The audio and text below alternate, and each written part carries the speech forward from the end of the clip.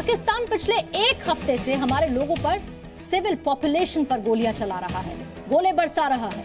Border district में high alert करने को कह दिया गया है। बॉर्डर से सटे हुए जितने भी इलाके हैं वहां पर स्कूलों को अनिश्चित काल के लिए बंद कर दिया गया है। ये जंग नहीं तो ये क्या है?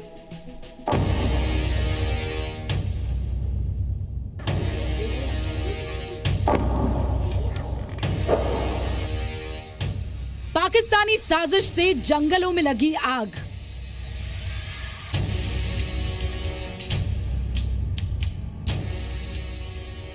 नापाक गोलाबारी से घर बर्बाद, स्कूल तबाह। जीरो लाइन पर गांव खाली, गलियों में सन्नाटा। सीमा पार से बरस रहे बारूद ने लाइन ऑफ कंट्रोल पर मौजूद लोगों को अपने घर छोड़कर भागने के लिए मजबूर कर दिया है।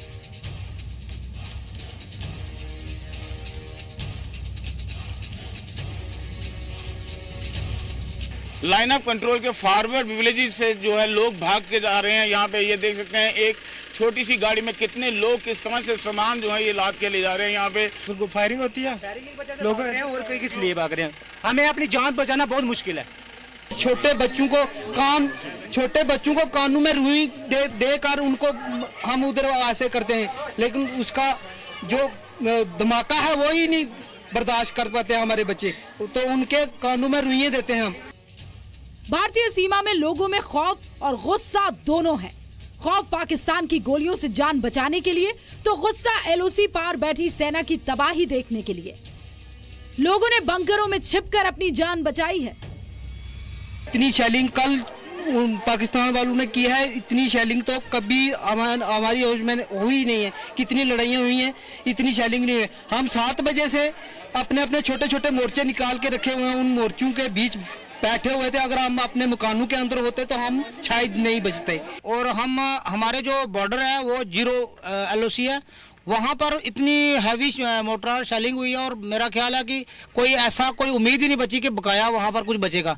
लेकिन मीनवाइल लोगों को जो कुछ लोग तो पहले शिफ्ट हो गए थे, लेकिन जो बचे हैं उन्होंने बड़ी मुश्किल से यहाँ पहुँचने की थोड़ी हिम्मत जताई है। तो अभी भी हमारा जो नुकसान है जानवरों का या बाकी हमारे फसल का, उसका कोई पता नहीं है।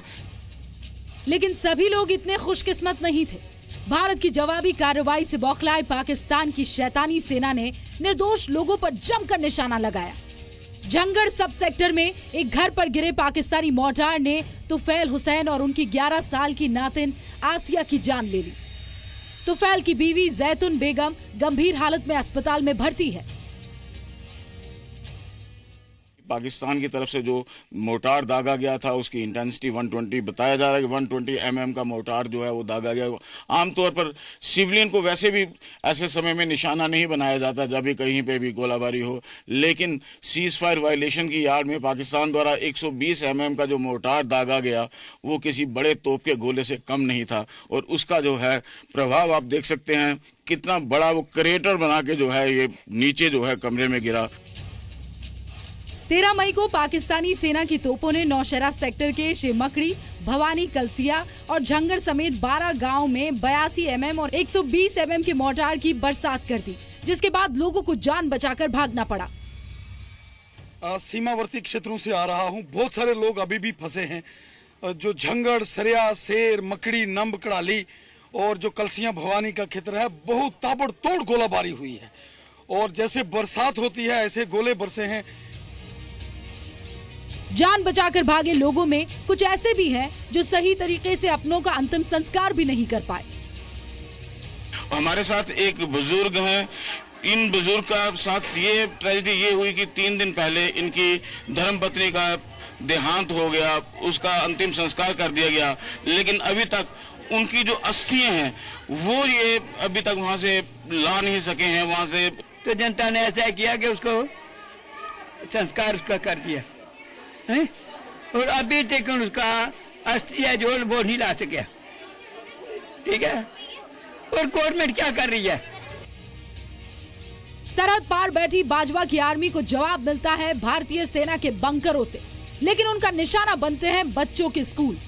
नियंत्रण रेखा के नजदीक स्कूलों पर मोर्टार दागकर वहां पढ़ने वाले बच्चों के भविष्य को तबाह कर रहा है पाकिस्तान।